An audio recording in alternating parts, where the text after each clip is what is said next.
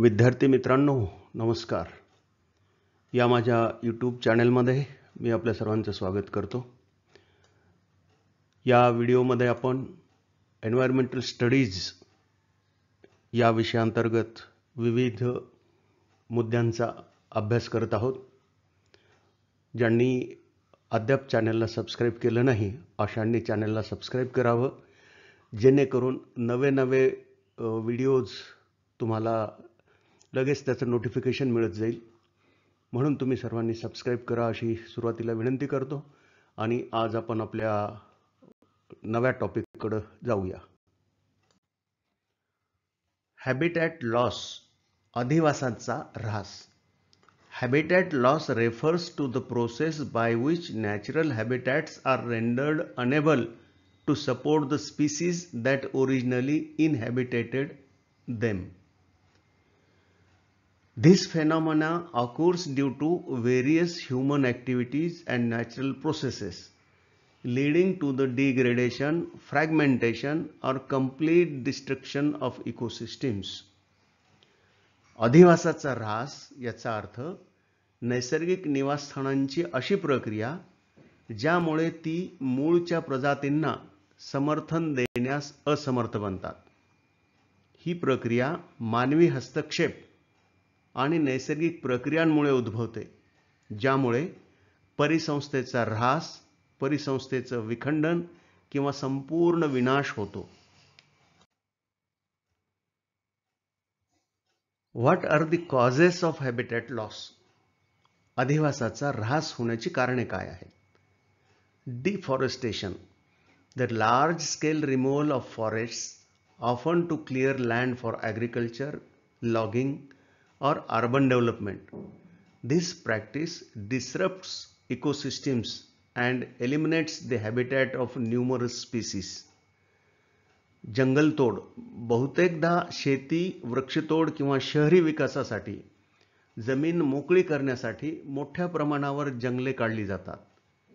यामुळे पारिस्थितिक तंत्रात व्यत्यय आणला जातो आणि असंख्य अशा प्रजातींचे अधिवास नष्ट होतात. उदाहरणार्थ, for example, the Amazon rain forest, often referred to as the lungs of the earth, has seen significant deforestation primarily for cattle ranching and soy plantations. This has led to the loss of habitats for countless species, including jaguars, harpy eagles, and numerous plant species. उदाहरणार्थ, Amazon rain forest, ज्याला पृथ्वीचे फुफ्फुस म्हणून संबोधले जाते, त्यात प्रामुख्याने गुरेढोरे पालन आणि सोया लागवडीसाठी लक्षणीय जंगलतोड झाली. यामुळे जॅग्वार, हार्पी गरुड आणि वनस्पतींच्या असंख्य प्रजातींचे अधिवास नष्ट झाले आहेत.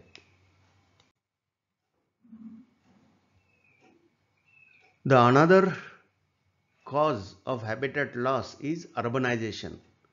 The expansion of cities and infrastructure leads to the destruction of natural habitats. As human population grow, the demand for housing, roads, and other infrastructures increases, encroaching on wildlife areas. अधिवासाचा ऱ्हास होण्याचं आणखी एक कारण म्हणजे शहरीकरण. शहरे आणि पायाभूत सुविधांचा विस्तार करण्यासाठी होणाऱ्या शहरीकरणामुळे नैसर्गिक अधिवासांचा ऱ्हास होतो. मानवी लोकसंख्या भरमसाठ वाढल्यामुळे घरे, रस्ते आणि इतर पायाभूत सुविधांची मागणी सुद्धा वाढते. त्यासाठी नैसर्गिक अधिवासांचे अधिक क्षेत्र बळकावले जाते, ज्यामुळे वन्यजीव क्षेत्रावर त्याचा विपरीत परिणाम होतो. उदाहरणार्थ, for example, cities like Mumbai in India and New York in the USA have expanded over the years, resulting in the reduction of nearby forests, wetlands, and other natural areas, impacting local flora and fauna. उदाहरणार्थ, भारतातील मुंबई आणि USA मधील, अमेरिकेमधील New York सारखी शहरे गेल्या काही वर्षापासून विस्तारली आहेत. परिणामी जवळपासची जंगले, पाणथळ प्रदेश आणि इतर नैसर्गिक क्षेत्रे ही कमी झाली आहेत. स्थानिक वनस्पती आणि जीवजंतूंवर त्याचा विपरीत परिणाम झाला आहे. Agricultural expansion, converting natural landscapes into farmland to meet the growing food demands. This process often involves clearing forests, draining wetlands, and converting grasslands, leading to habitat loss. कृषीचा विस्तार किंवा शेतीचा विस्तार. खाद्यान्नाच्या वाढत्या मागणीला पूर्ण करण्यासाठी नैसर्गिक जमिनींचे शेतीमध्ये रूपांतर केले जाते. या प्रक्रियेमध्ये जंगलतोड केली जाते, पाणथळ क्षेत्राचा निचरा केला जातो, गवताळ प्रदेशाचे शेतीमध्ये रूपांतर केले जाते, ज्यामुळं नैसर्गिक अधिवासांचा ऱ्हास होतो. उदाहरणार्थ, the American Midwest grasslands, once home to bison and numerous bird species, have been largely converted into corn and soybean fields, reducing biodiversity.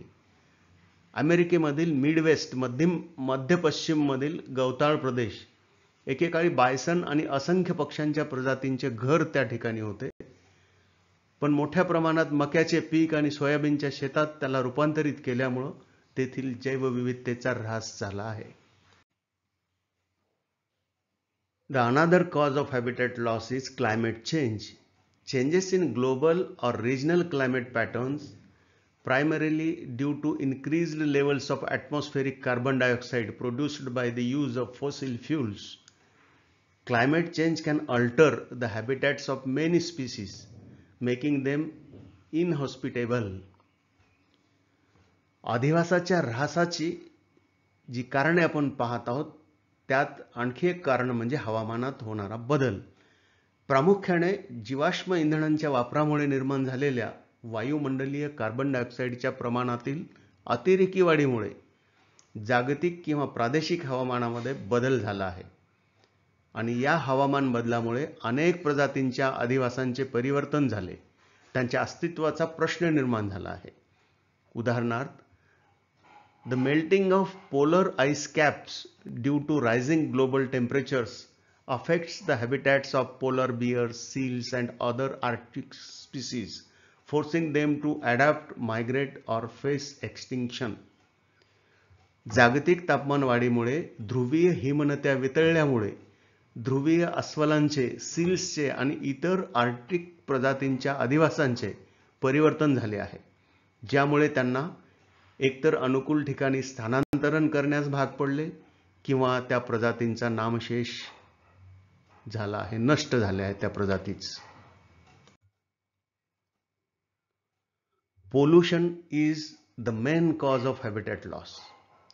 The introduction of harmful substances or products into the environment causing adverse effects on wildlife and habitats. Pollution can come from various sources including industrial discharge, agricultural runoff and plastic waste. अधिवासाचा ऱ्हास होण्याचं प्रमुख कारण म्हणजे प्रदूषण. पर्यावरणामध्ये हानिकारक पदार्थ किंवा उत्पादने मिसळल्यामुळे वन्यजीव आणि त्यांच्या अधिवासावर प्रतिकूल परिणाम होतो. उद्योगातून होणारं विसर्जन, कृषीमधून वाहून जाणाऱ्या दूषित बाबी आणि प्लास्टिकचा कचरा यासह विविध स्रोतांकडून हे प्रदूषण होते. उदाहरणार्थ, oil spills in oceans such as the Deepwater Horizon spill in the Gulf of Mexico have devastating effects on marine ecosystem, killing fish, birds and other marine life and damaging coral reefs. उदाहरणार्थ, महासागरामध्ये होणारी तेल गळती, जसे की मेक्सिकोच्या आखातातील deep water horizon गळती, याचा सागरी परिसंस्थेवर विनाशकारी परिणाम झाला आहे. मासे, पक्षी आणि इतर सागरी जीव आणि प्रवाळ खडक यांना देखील नुकसान झालेलं आहे. Mining and extraction also causes habitat loss. The removal of earth material such as minerals, metals, and fossil fuels. Mining operations often require the clearing of vast tracts of land, leading to habitat destruction. खाण आणि निष्कर्षण, खनिजे, धातू आणि जीवाश्म इंधन यासारख्या पृथ्वीच्या पोटातील सामग्री मिळवण्यासाठी खाणकामासाठी अनेकदा जमिनीचा विस्तीर्ण भाग साफ करावा लागतो, ज्यामुळे त्या विस्तीर्ण भागातील त्या क्षेत्रातील नैसर्गिक अधिवासांचा नाश होतो. उदाहरणार्थ, mountain top removal mining in the Appalachian Mountains in the America has led to the destructions of entire ecosystems, affecting not only wildlife but also the health and livelihood of local human communities. अमेरिकेमधील अपालाचियन पर्वतांमध्ये पर्वत शिखरांच्या खाणकामामुळे त्या ठिकाणच्या संपूर्ण परिसंस्था नष्ट झाल्या आहेत, ज्यामुळे केवळ वन्यजीवच नाही तर तेथील स्थानिक मानवी समुदायांच्या आरोग्य आणि जीवनावरही विपरीत परिणाम झाला आहे. विद्यार्थी मित्रांनो, अशा पद्धतीने आपण या व्हिडिओमध्ये अधिवासाचा ऱ्हास होण्याची काय कारणे आहेत यांचा अभ्यास केलाय. Dear students, we have studied the causes of habitat loss in this video.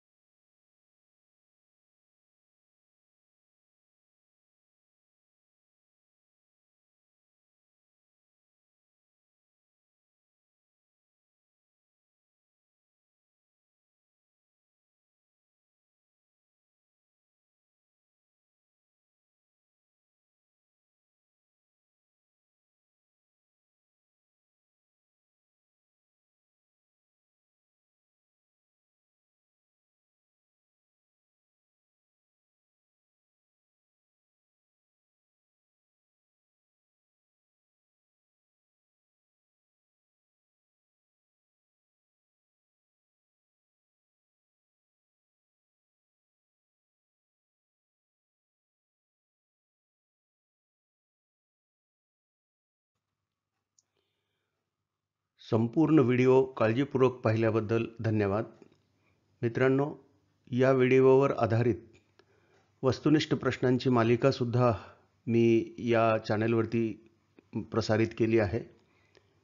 आपण प्लेलिस्टमध्ये जाऊन या विषयावरील MCQ अभ्यासावेत. आणि हो, चॅनलला सबस्क्राईब केलं नसेल तर पुन्हा एकदा विनंती, सबस्क्राईब करा आणि या व्हिडिओची लिंक तुमच्या मित्रांना फॉरवर्ड करा. धन्यवाद.